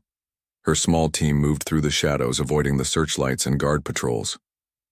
"Medicine first," she whispered to Mike Chen. "Then food. We can't stay long." They had become experts at survival over the past months. Elena had learned to think like a guerrilla fighter, striking quickly and disappearing before the aliens could respond. But she knew they couldn't last much longer. As they gathered supplies, Elena heard something that made her heart stop. 2 Krath guards were talking in their hissing language, but she had learned enough words to understand them. "More ships coming," one guard said. "Big fleet. Admiral Vex wants to expand mining operation." Elena felt despair wash over her. More ships meant more guards, more weapons, more control. Any hope of rescue was fading fast, but as they crept back to their hidden shelter, Elena's improvised scanner picked up something strange. A faint energy signature at the edge of the star system. It was too small to be another hegemony ship, and too advanced to be a natural phenomenon. For the first time in months, Elena allowed herself to hope. Someone was coming. She had no idea that the someone was carrying enough firepower to turn the entire Kepler system into a graveyard. Admiral Vex received reports of the incoming ship with mild interest. His scouts reported a single vessel, medium-sized, approaching at moderate speed. Probably another primitive species looking for resources, he told his officers. When they arrive, destroy them. We don't need complications. Vex had no way of knowing that the approaching ship contained weapons that violated every treaty governing warfare in civilized space. He had no idea that humans had spent the past 6 months perfecting the art of total destruction. The Retribution dropped out of quantum drive at the edge of the Kepler system and began scanning for targets. Captain Hayes studied the tactical display with cold eyes. 18 enemy ships, multiple ground installations, hundreds of alien personnel. "Battle stations," she ordered quietly. Prepare stellar siphon array. Target their command ship first. The time for talking was over. The time for mercy had passed. Humanity had come to Kepler Station and they had brought hell with them. The TDS Retribution moved through space like a shadow of death. Captain Lisa Hayes stood on the bridge, watching the tactical display show 18 hegemony ships scattered across the Kepler system. Her hands were steady, but her heart burned. With cold fury, stealth systems holding, reported Lieutenant Tom Wilson. They can't see us yet. The Retribution used technology that bent light around the ship, making it invisible to normal sensors. It was another piece of experimental tech that other species thought was too dangerous to use. Humans had built it anyway. Begin deep scan of the system, Hayes ordered. I want to know where every enemy ship is positioned, and find our people. For 6 hours, the Retribution remained hidden at the edge of the system, gathering intelligence. The crew worked in silence, knowing that soon they would unleash weapons that had never been tested in real combat. The scanner results made Hayes sick with anger. The aliens had built a massive mining operation on the asteroid where Kepler Station used to be. What had once been a peaceful research facility was now a slave camp surrounded by defensive towers and guard posts. "Captain," called the scanner operator, "I'm detecting human life signs, weak signals from underground, looks like 12 survivors." Hayes felt a mix of relief and rage. Some of their people were still alive, but 41 humans had died under alien rule. That was 41 too many. What about the enemy positions? 18 ships total. The command vessel is a heavy cruiser in orbit around the main asteroid. 12 standard warships patrol the outer system. 5 support ships handle supply runs. They're spread out. No tight formations. Hayes smiled grimly. The aliens felt safe. They had no idea that death was watching them from the darkness. Deep underground, Elena Torres huddled with her remaining 11 survivors in the hidden laboratory. Food was almost gone. Medicine had run out weeks ago. Dr. Mike Chen was sick, with fever, and 2 others were too weak to move. "Commander," whispered Dr. Lisa Park, monitoring their improvised sensors. "That energy signature is still there. It's been sitting at the system edge for hours." Elena felt a spark of desperate hope. Could it be a rescue ship? I don't know. The signature is unlike anything I've seen before. It's powerful, but it's hiding somehow. Above them, they could hear the heavy footsteps of Krath guards patrolling the facility. Every day, more human prisoners died from exhaustion or alien cruelty. Elena knew their hidden group couldn't survive much longer. "If someone is coming," she said quietly, "we need to help them. Can we tap into the station's old communication system?" Park nodded weakly. "Maybe. But if the aliens detect the signal, they'll find us." Elena looked around at her dying friends. They were going to die anyway. At least this way, their deaths might mean something. "Do it." Captain Hayes was studying attack plans when her communications officer straightened suddenly. "Captain, I'm receiving a weak signal from the surface. It's human. Put it through." The voice that came through the speakers was tired and desperate, but unmistakably human. "This is Commander Elena Torres, Kepler Station. If anyone can hear this, we have 12 survivors hidden in Underground Lab Section 7. The aliens don't know we're here yet." Hayes grabbed the microphone. "Commander Torres, this is Captain Lisa Hayes of the Terran defense ship Retribution. We're here to get you out." The silence stretched for long seconds. Then Elena's voice came back, filled with disbelief and hope. "TDS Retribution? We don't have warships. How did you—" "We do now," Hayes said grimly. "Stay hidden. We're coming. For you. And we're bringing friends." Hayes cut the connection and turned to her crew. The bridge was completely silent. Everyone had heard the desperation in Elena's voice. Everyone understood what the aliens had done to their people. "All hands, this is the captain," Hayes announced over the ship's communication system. "We have confirmed 12 human survivors on the surface. 41 of our people are dead. The aliens responsible are about to learn why you never attack human civilians." A cheer rose from every section of the ship. The crew had trained for months for this moment. Now it was time to show the galaxy what human anger looked like. Admiral Vex was reviewing mining reports when his scanner operator approached nervously. Admiral, we detected a brief communication signal from the mining facility. It was in the human language. Vex's reptilian eyes narrowed. Impossible. All human prisoners are accounted for.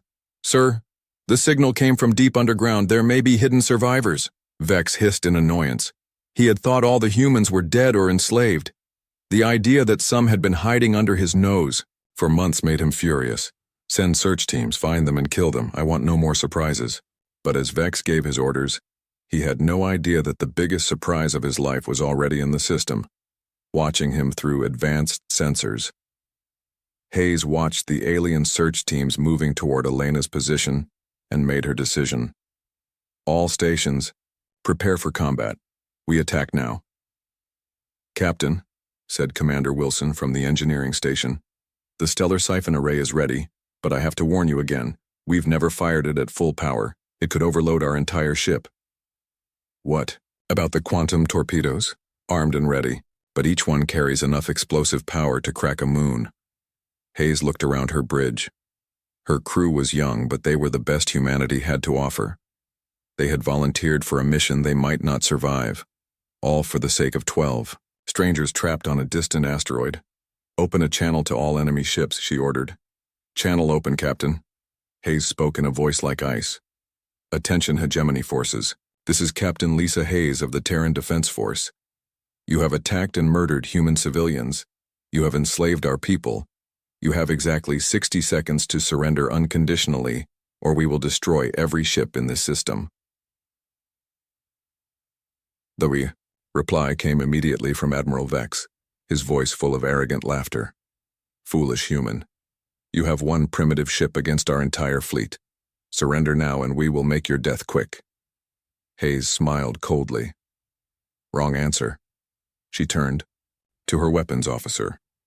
Drop stealth. Target their command ship. Prepare to fire stellar siphon array. The retribution suddenly appeared on every alien sensor in the system, a black ship bristling with weapons unlike anything the hegemony had ever seen. Sir, screamed Vex's scanner operator. It's impossible. That ship's power readings are off. The charts! Admiral Vex stared at the tactical display in disbelief. The human ship was smaller than his flagship, but the energy readings coming from it were terrifying. No ship should be able to generate that much power without tearing itself apart. All ships attack formation, he ordered. Destroy the human vessel, but he was already too late. Fire, Hayes said quietly. The stellar siphon array activated, drawing energy directly from the Kepler system's twin suns. For a few seconds, the stars themselves dimmed as their power was channeled into humanity's weapon of revenge. A beam of pure stellar fire lanced across space and struck Admiral Vex's flagship. The alien command ship simply ceased to exist, vaporized, in an instant by the power of 2 stars. One down, Hayes said calmly. 17 to go. The remaining hegemony ships scattered in panic, but there was nowhere to run. The Retribution's quantum drive allowed it to teleport instantly across the battlefield, appearing behind enemy vessels like a nightmare made real. The battle for Kepler Station had begun, and humanity had brought weapons that would make the galaxy tremble. The destruction of Admiral Vex's flagship sent shockwaves through the hegemony fleet. Where moments before there had been a massive command ship, now there was only empty space and glowing debris. Captain Lisa Hayes watched the tactical display with cold satisfaction. Quantum drive full power. Take us to the next target. The Retribution vanished from its position and reappeared instantly behind a Krath destroyer. The alien crew barely had time to realize what was happening before quantum torpedoes slammed into their ship's hull. The destroyer exploded in a ball of fire that lit up the darkness of space. 2 down, 16 to go, Hayes announced calmly. The remaining hegemony ships scattered in panic, but their conventional engines were no match for the Retribution's quantum drive. The human warship could appear anywhere in the system instantly, strike with devastating force, and vanish before the aliens could return fire. Hayes had studied alien warfare for years. She knew that most species fought with honor codes and rules of engagement. They gave warnings, offered surrender terms, and tried to minimize civilian casualties. Humans were different. When their people were murdered, humans became something else entirely. Captain, called Lieutenant Sarah Park from the weapons station. Next target is a Vorth heavy cruiser, bearing 27 Mark IV. Fire plasma cannons, full spread. 6 beams of superheated plasma erupted from the Retribution's hull, each one carrying enough energy to melt through solid steel like butter. The Vorth ship's shields lasted for exactly 3 seconds before collapsing. The plasma beams cut through the alien vessel like knives through paper. The Vorth ship broke apart, its crew screaming across all communication frequencies as their atmosphere vented into space. Hayes felt no pity. She thought of Elena Torres and the other survivors hiding underground, starving and desperate after months of alien cruelty. She thought of the 41 humans who had died as slaves. "Open a channel to all remaining ships," she ordered. When the channel was active, Hayes spoke in a voice that carried across the entire star system. "This is Captain Hayes of the TDS Retribution. Your Admiral Vex thought humans were weak. Your forces murdered our civilians and enslaved our people. Now you will learn what human vengeance looks like." The response came from multiple alien ships. At once, panic-filled voices begging for mercy, demanding explanations, threatening revenge from the greater hegemony. Hayes listened to it all with a smile that would have frightened her own crew. "No mercy," she said simply, and cut the channel. Deep underground on Kepler Station, Elena Torres and her survivors felt the asteroid shake with each explosion above them. Through their improvised sensors, they could see flashes of light as alien ships died one by one. "Commander," whispered Dr. Mike Chen, his fever-broken face filled with amazement. "They're really doing it. They're destroying the entire fleet." Elena watched the sensor readings with tears in her eyes. For months, she had dreamed of rescue, but this wasn't a rescue. This was an execution. The human ship above them was systematically eliminating every alien vessel in the system.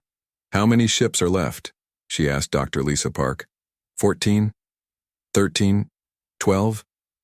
Park counted as more explosions lit up their sensors. "Commander, I've never seen anything like this. That human ship is using weapons I didn't know existed." Helena thought about the peaceful research station Kepler had once been. She thought about her colleagues who had died, about the children who had been murdered by alien guards. She thought about months of hiding in darkness while their friends suffered above. "Good," she said quietly. "Let them burn." The Retribution continued its deadly work. Hayes had divided the enemy fleet into zones and was clearing them systematically. Her crew worked with professional efficiency, calling out targets and firing solutions while their ship teleported around the battlefield like an angry god. "Nemi, gas ship destroyed, Captain," reported the weapons officer. "Flux energy being containment vessel eliminated. 2 more craft destroyers down." Hayes watched another alien ship explode and felt nothing but cold satisfaction. These were the same species that had attacked defenseless researchers. Now they were learning that humans could be just as ruthless as any predator in the galaxy. "Captain," called Commander Wilson from engineering, "the quantum drive is performing perfectly, but I'm reading massive energy spikes from the remaining enemy ships. They're trying to coordinate an attack." Hayes studied the tactical display. 8 enemy ships were moving into formation, preparing to concentrate their fire on the Retribution when it next appeared. "They're learning," she admitted. "Time to teach them that learning won't save them." She turned to her weapons officer. "Prepare the stellar siphon array for wide beam dispersal. Maximum power." "Captain, that setting has never been tested. We could destroy half the system." "Do it." The stellar siphon array reconfigured itself, drawing power from both of Kepler's twin suns simultaneously. The energy readings on the Retribution's bridge went beyond anything the crew had ever seen. Hayes positioned her ship at the center of the enemy formation and gave the order that would be remembered throughout galactic history. Fire. The stellar siphon discharged in all directions at once, creating a sphere of starfire that expanded outward from the Retribution. The 8 alien ships caught in the blast were instantly vaporized, their matter converted to energy and scattered across space. When the light faded, only empty vacuum remained where the hegemony formation had been. The surviving alien ships, now only 4 in number, immediately began broadcasting surrender messages on all frequencies. Hayes listened to their pleas with the same cold expression she had worn throughout the battle. "No surrender," she said calmly. "You had your chance." The final 4 alien ships tried to flee the system, but the Retribution's quantum drive made escape impossible. Hayes hunted them down one by one, taking her time now that victory was assured. The last ship was a Krath supply vessel that had been trying to hide behind one of the system's outer planets.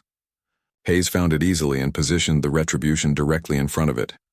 "This is the final enemy vessel," she announced to her crew. "Fire at will."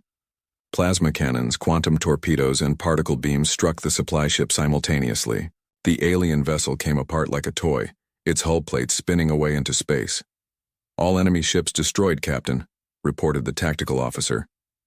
Hayes nodded and turned to her communications officer. "Contact the survivors on the surface. Tell them it's safe to come out." But she wasn't finished yet. The hegemony had more than just ships in the Kepler system. "Scan the asteroid mining facility," she ordered. "How many alien personnel are still alive down there?" "Approximately 300, Captain. Mixed species, mostly Krath, with some Vorth and Nem support staff." Hayes thought about the 41 humans who had died as slaves. She thought about Elena Torres and her people, forced to hide underground for months while aliens worked above them.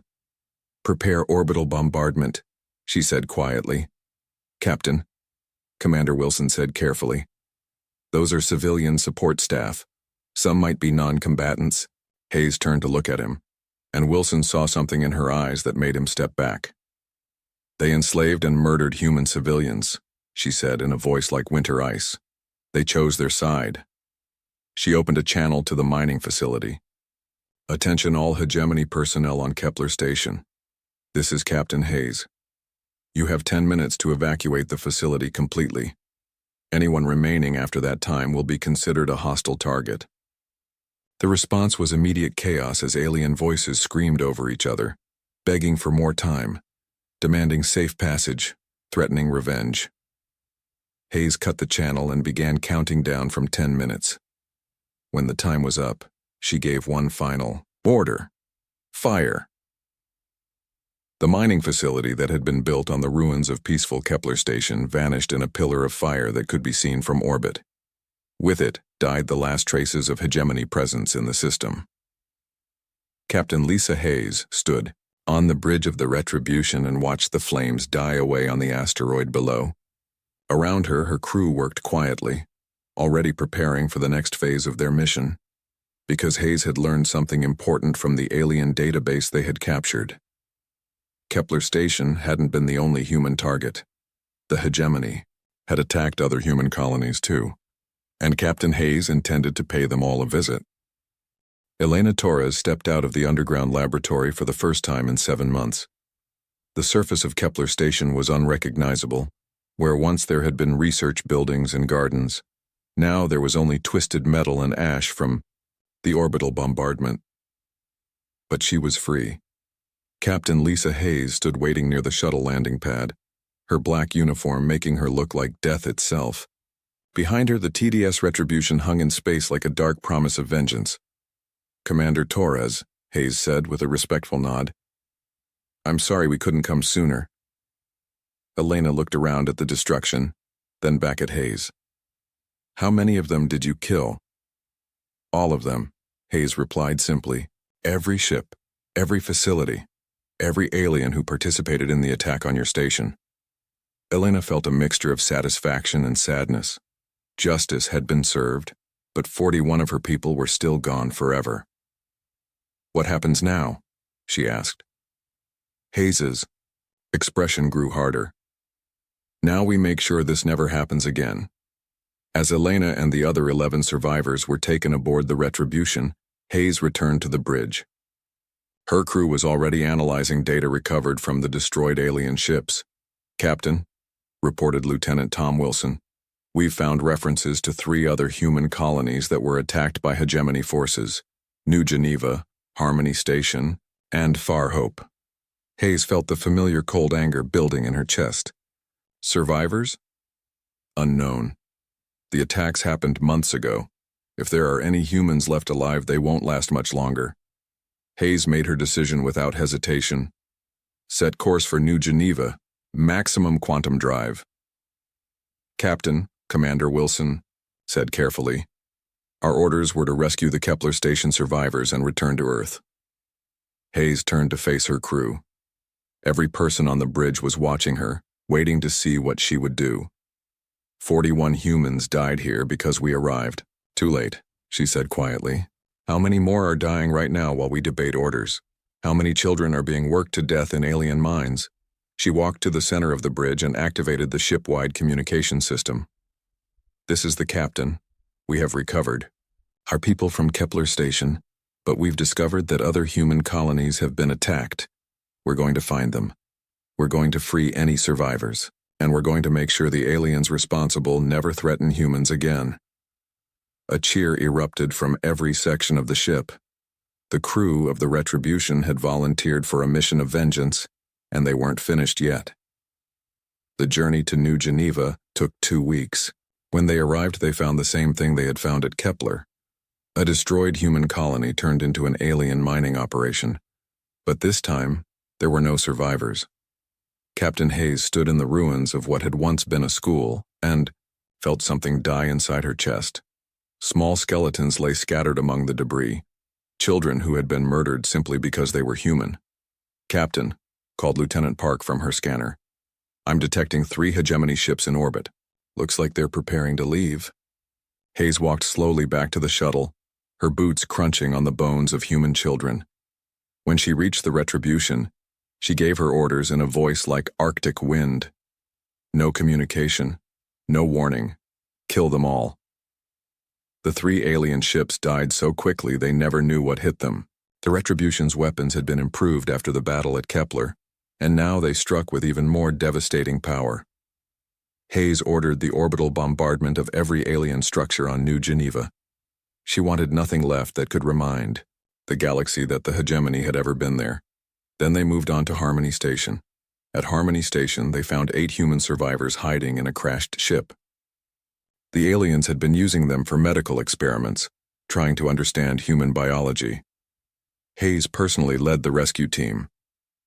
When she saw what had been done to the prisoners, the scars from alien surgeries, the missing limbs, the broken minds, she made a promise that would echo across the galaxy. Every hegemony world will burn, she told the survivors as they were carried to safety. Every ship will be destroyed. Every alien who participated in these attacks will die. I swear it on the graves of our people. The hegemony fleet at Harmony Station was larger, 7 ships including a heavy battle cruiser. It didn't matter. The Retribution had been designed to fight entire fleets, and Hayes used every weapon at her disposal. The stellar siphon array drained power from Harmony's sun and turned it into beams of destruction that cut through alien ships, like they were made of paper. Quantum torpedoes opened holes in space-time that swallowed enemy vessels whole.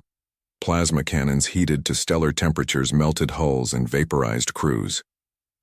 When the battle was over, Hayes didn't bother with orbital bombardment. She used the stellar siphon to superheat the planet's atmosphere, turning the entire world into a furnace that would burn for decades. Far Hope was the last colony on their list. When they arrived, Hayes expected to find the same scene of destruction they had found everywhere else. Instead, they found something different. The human colony was gone, but so was the hegemony mining operation. In its place was a massive alien fortress, a military base protected by 20 warships and orbital defense platforms. Captain, reported the scanner operator, I'm reading massive troop concentrations on the surface. This isn't a mining operation. It's a staging area for invasion. Hayes studied the tactical display with growing understanding. The hegemony hadn't just attacked human colonies for resources. They had been preparing for a full-scale war against humanity. Far Hope was meant to be their forward base for attacking Earth itself. How many ships, she asked. 23 total, including 2 dreadnoughts I've never seen before. Hayes smiled coldly. The aliens had learned from their defeats at Kepler, New Geneva, and Harmony Station. They had brought bigger guns and stronger ships to fight the human menace. It wouldn't be enough.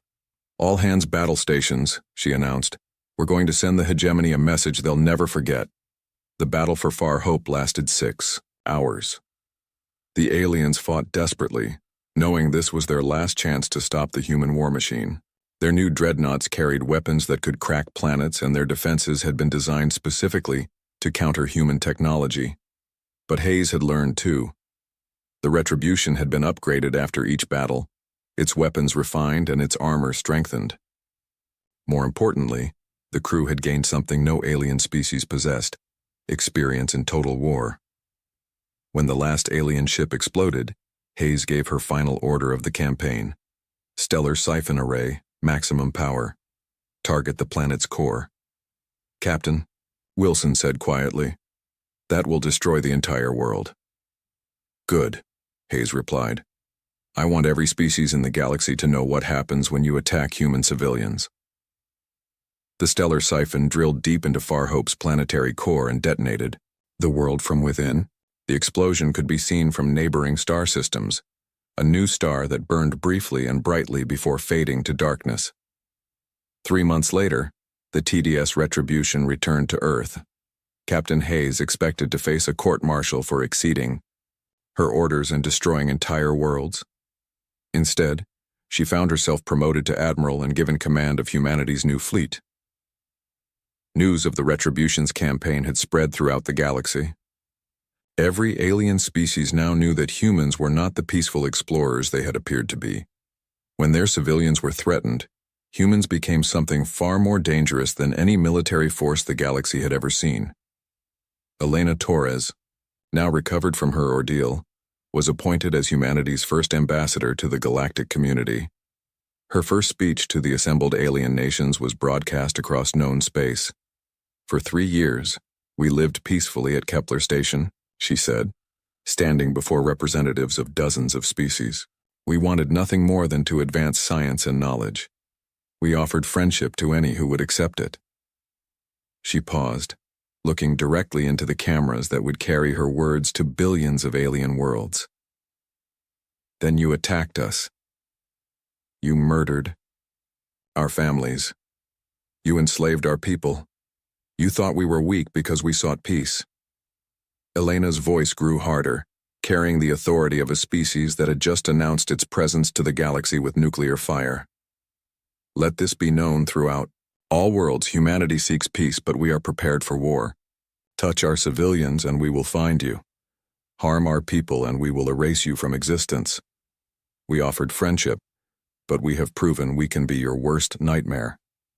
She gestured to the view screen behind her, which showed the construction yards where dozens of new human warships were being built, each one based on the design of the TDS Retribution.